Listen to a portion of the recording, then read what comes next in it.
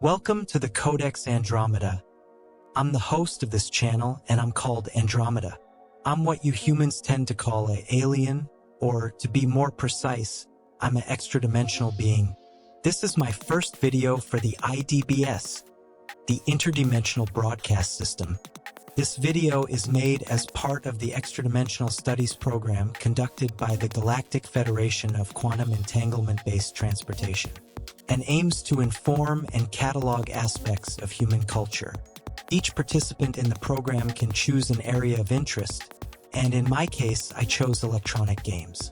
However, depending on how the studies are conducted, I may expand my areas of interest. This broadcast is being transmitted throughout the whole multiverse. And today, we will be covering an interesting game that not many people know about, a real hidden gem called Shadow of Destiny, also known as Shadow of Memories, depending on where you live in this massive dying planet you all love to share and destroy. Don't forget to leave a like and subscribe, and without further ado, let's get right into the video.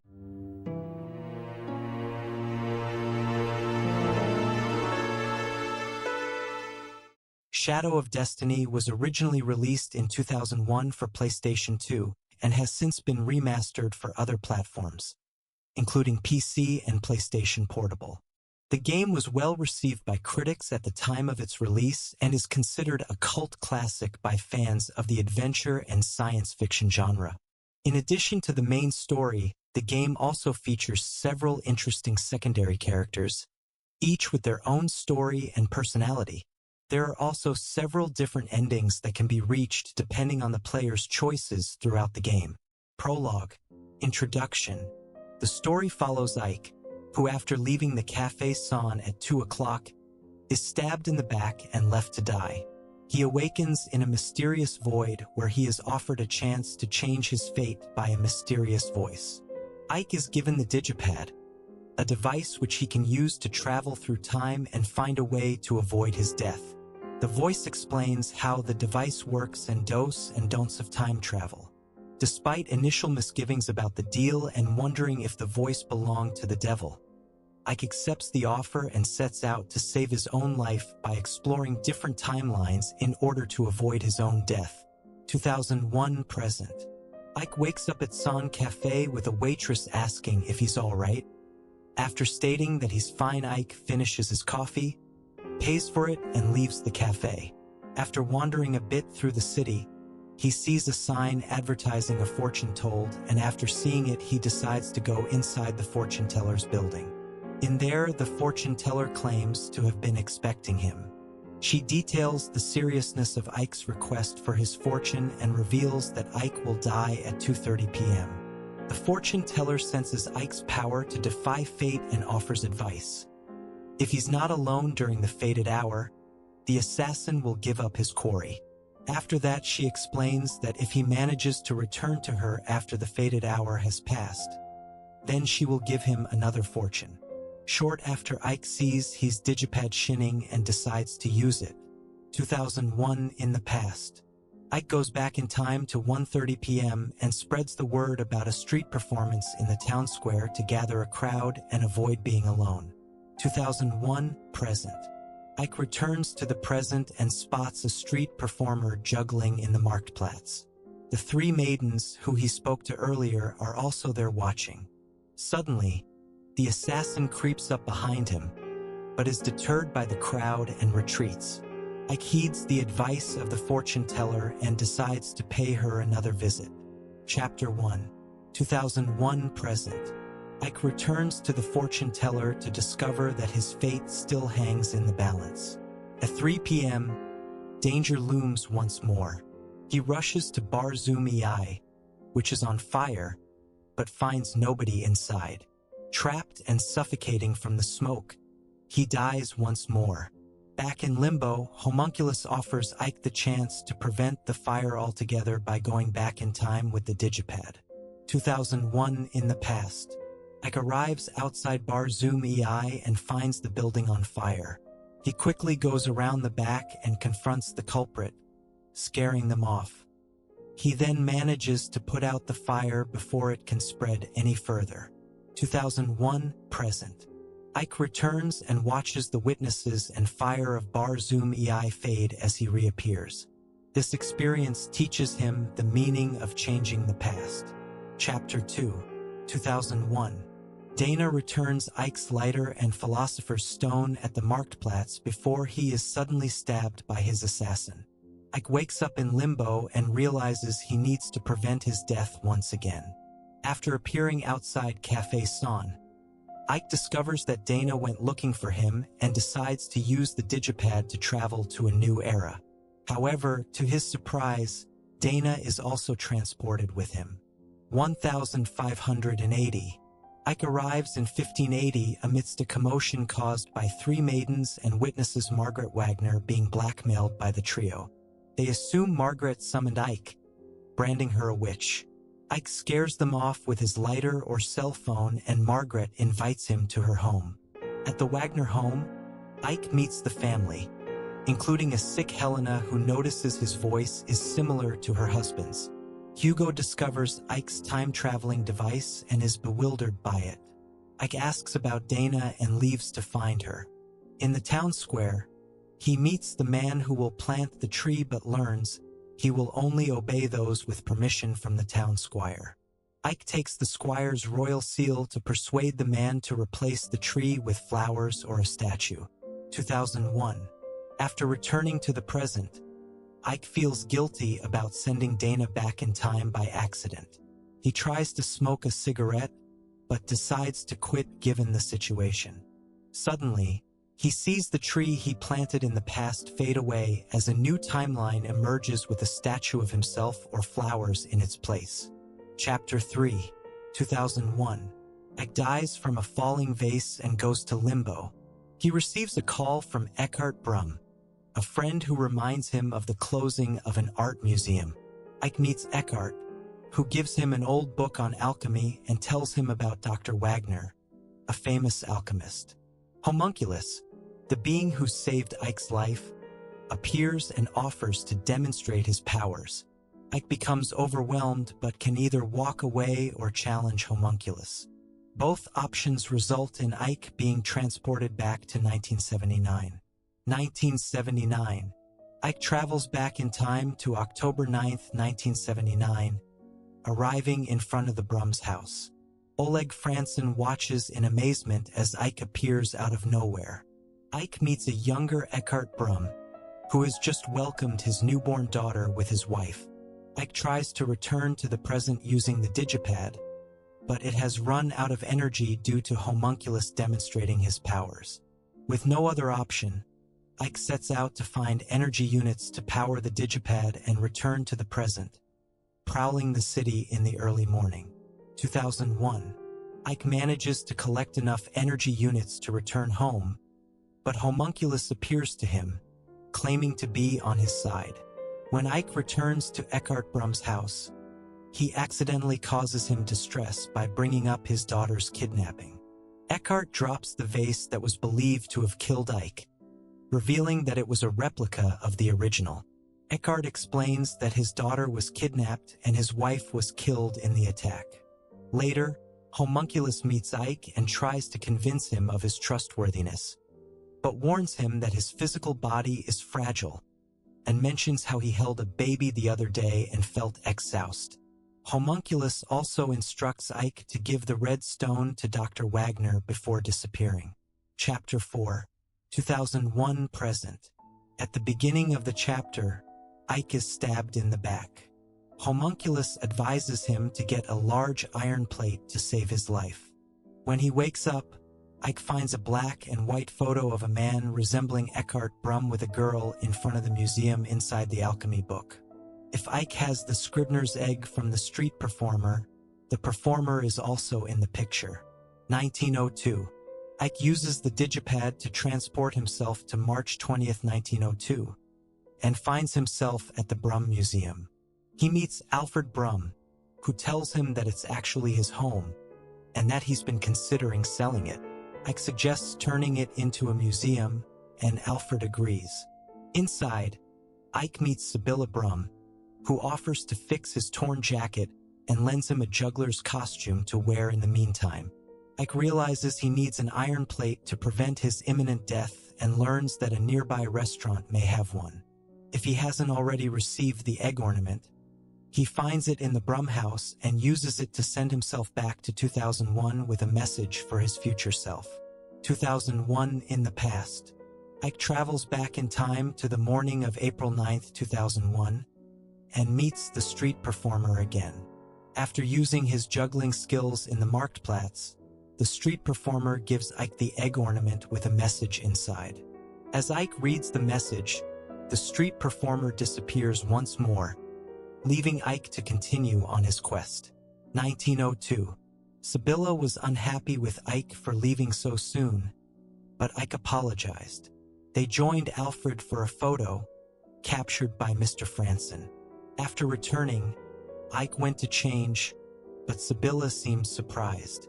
Ike changed and a frying pan fell out, leaving Sibylla bewildered. As Ike was about to leave, Sibylla claimed she had seen him take the key and offered to let him borrow it, leaving Ike confused. 2001 present. Having placed the iron frying pan into his jacket, Ike travels back to the present to prevent another attempt on his life.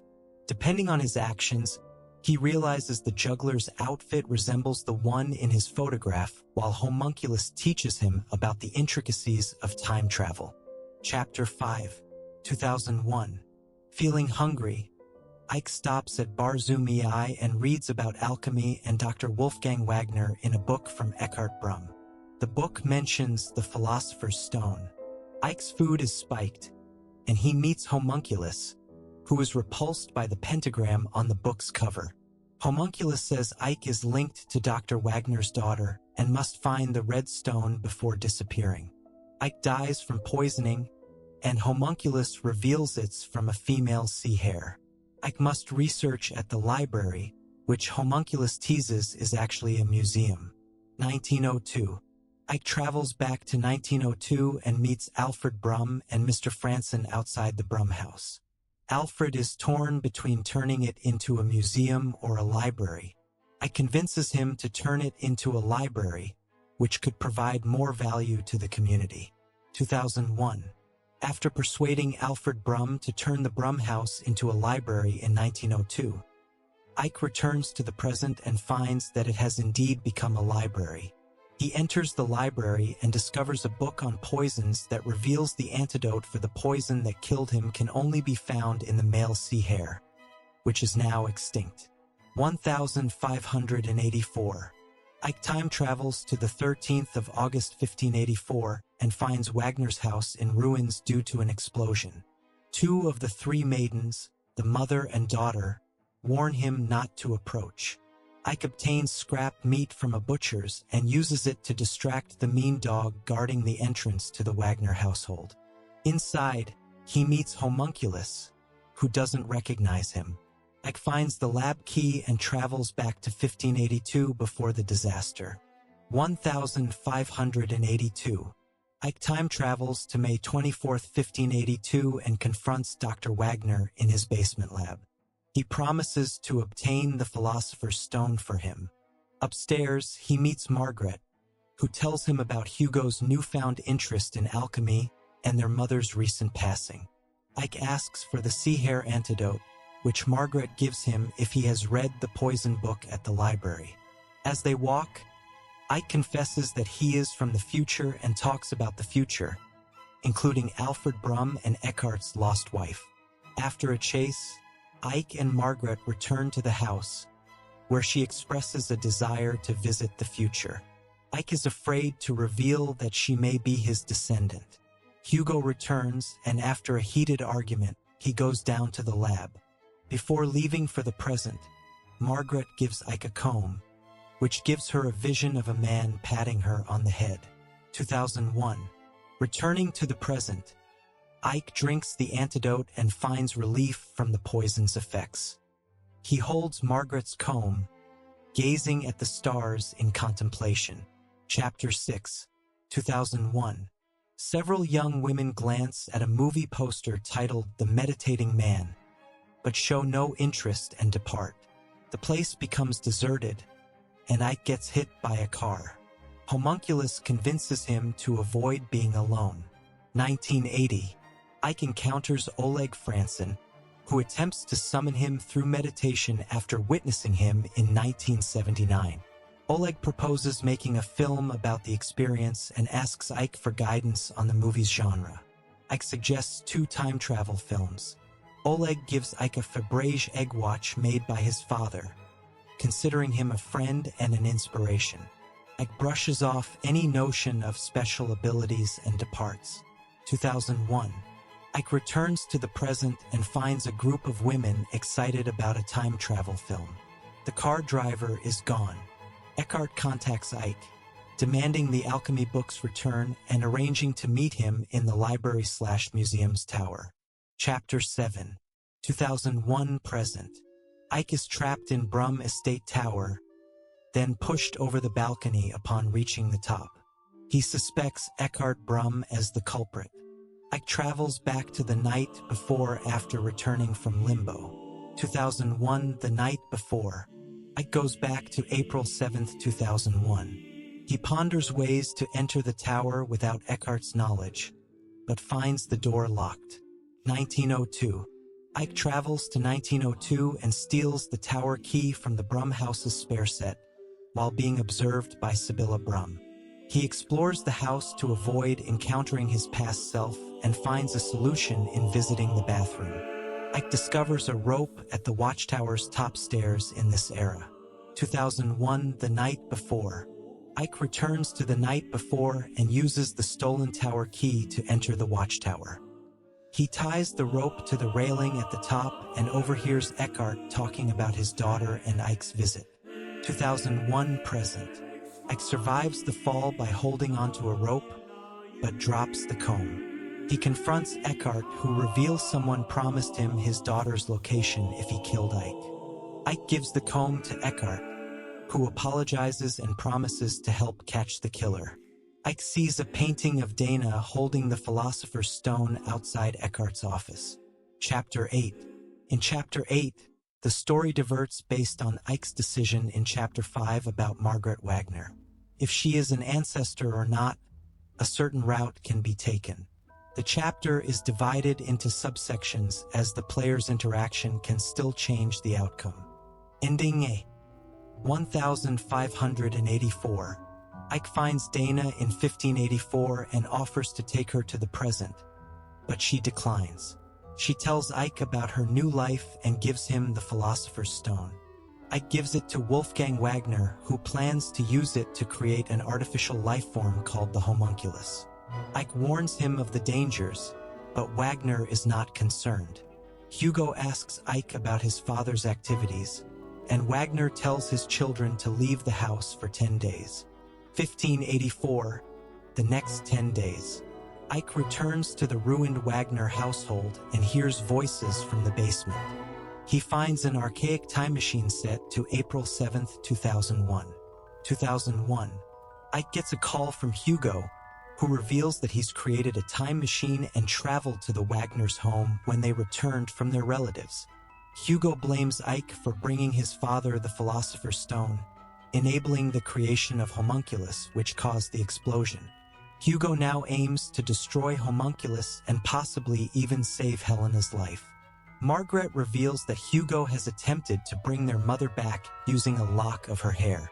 Hugo gives Ike 20 minutes to retrieve Homunculus or he'll leave Margaret in the present, preventing Ike's birth. 1980. Ike remembers seeing Homunculus in this era. He finds him resting by a tree beside a path. Homunculus informs Ike he switched the infants Dana and Margaret after meeting him on February 7, 1980 in the town park. Modern-day Dana is actually Margaret Wagner and medieval Margaret is actually Dana. He did it to prevent Hugo from attempting to leave the real Margaret in the future.